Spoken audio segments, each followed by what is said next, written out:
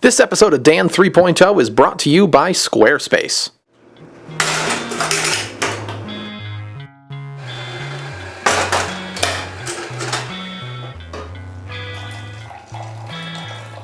Good morning, Pogo Tribe, and welcome to the first real episode of Dan 3.0. Let's not waste any time. Let's jump right on into what happened in my life yesterday. First, I woke up way too early. It is 6:30 a.m. I just woke up, and the thought has entered my brain. Why am I doing this? Then I made some breakfast. Then I showered. Then I shaved. Then I kicked off what is certain to be a most epic year by doing an epic interview on the epic local news. I'm doing an interview for the local news. So we are going on a tour of the studio right now. Now, the studio tour was a little bit strange. It wasn't my idea. It was mainly just so that they could have B-roll for their story. They wanted footage of me getting footage of their tour. And when you start compiling footage-I, is that right? I don't know. When you start compiling footage-I like that, things naturally get a little bit strange. But I mean, it was all right. It was perfectly fine, really. Did you know that the weather people on local news aren't actually standing in front of a giant digital projection of the United States? They actually use voodoo magic to turn some big green screen into that. It's crazy. Thank you, Dave. We have some isolated showers right now around Greeley, Scotia. Mind blown. So, okay, this is one thing that I've always wondered about news stations is those monitors over there, do they actually do anything at all, or are they just there to look like monitors? Those monitors, those are actual computers that the meteorologists will work off on and set their graphics and look at the weather report. Okay. I always had this conspiracy in my mind that the monitors that were behind there were, but okay, all right.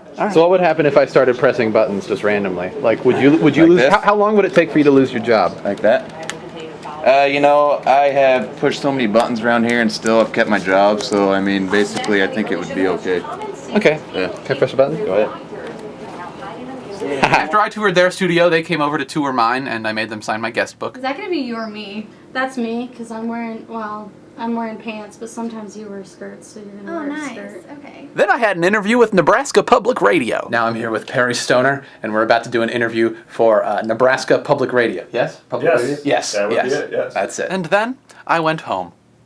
So I just got back from this morning's interviews, and I'm looking at the decision engine for the first time with people actually using it, and this is really cool. This is really cool. Now, obviously, since the decision engine just went up, it hasn't had time to completely flesh itself out, and ideas haven't cycled through, and you guys haven't all had a chance to vote. So things are going to be a little bit strange for this first week or so. I understand that. But the first task I have added to my to-do list was submitted by username Courtney, and she says that I should pick one of the nearest cities in Nebraska and walk to it. Now, I really like this idea, but I'm not going to do it today, and here's why. It is really, really friggin' hot, and the National Weather Service tells me to stay out of the sun and in air-conditioned buildings whenever possible, or else I might die. Actually, it says heat stroke, I think, but I mean, same difference. So I'm going to do it. It has been added to my to-do list, but I'm just going to wait to do it until the weather is more favorable. In the meantime, the second most popular idea, and I just clicked accept on the decision engine, and it seems to have disappeared into oblivion, so we're going to have to fiddle with the technical aspect of things a little bit, but no big deal. The second most popular idea was to go give a bunch of people high fives.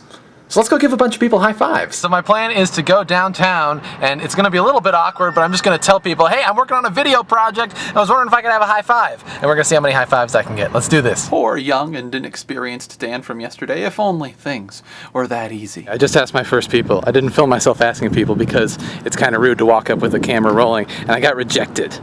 This is going to be really awkward. Like, I hope you realize how ridiculously awkward this is. Like, this is beyond ridiculously awkward. This is like, I feel really strange doing this. Then I ran into some people who I knew. Yeah! Then I ran into some people I didn't. Just got rejected again by two people in military uniforms. I'm starting to get depressed here. As ashamed as I am to admit it, I had to call it off. Epic fail! Look, I tried. I really did try, but nobody was going for it. And I even heard some people as I was walking away go, what a weird guy. And that makes me sad. So I made an executive decision and I called it off. But it's okay. We can fail. It's not a problem if we fail as long as we learn from our failures. And I think the biggest lesson we can learn from this is that, in general, people just don't like being filmed. At least not by random people who just walk up to them on the street. And that was the bulk of my day yesterday. Was it a success? Kind of. You know what? No, screw that. It was a success. The first day of a year-long ambitious project. There's a bug flying right there. May he rest in peace. Let's continue. We got the decision engine online. We got my Squarespace blog online. We got the first episode online in the right file format and everything. I went and did a couple local media interviews, and I'm alive to tell the tale. I'm calling that a success, regardless of how poorly the first task went. These first couple of weeks are going to be a little bit strange because we're still getting used to this. I'm still getting used to this. But we will find a rhythm. And once we find a rhythm, things are going to be friggin' awesome. And even before we find a rhythm, things are still going to be friggin' awesome. Just slightly less friggin' awesome because we've got to crawl before we can walk. We've got to walk before we can run. We've got to run before we can fly. And we've got to fly before we can teleport. True story. So my advice to you, the Pogo Tribe, today, when it comes to submitting ideas in the decision engine, while it might seem counterintuitive given the nature of this project, think small. For now, that is. I mean, not forever. I want to have something that we know we can accomplish so we can succeed and then build off of that success. Real quick before I go, again, I want to give a huge thank you to our launch partner, Squarespace. Squarespace is a tool that allows anyone to create a professional-looking website in just minutes. Seriously, though, if it's easy enough for me to do it, it's definitely easy enough for you to do it because I tend to suck at that sort of thing. If you have ever wanted to start a website or a blog or anything of that nature, head on over to squarespace.com and use the promo code POGOBAT, that is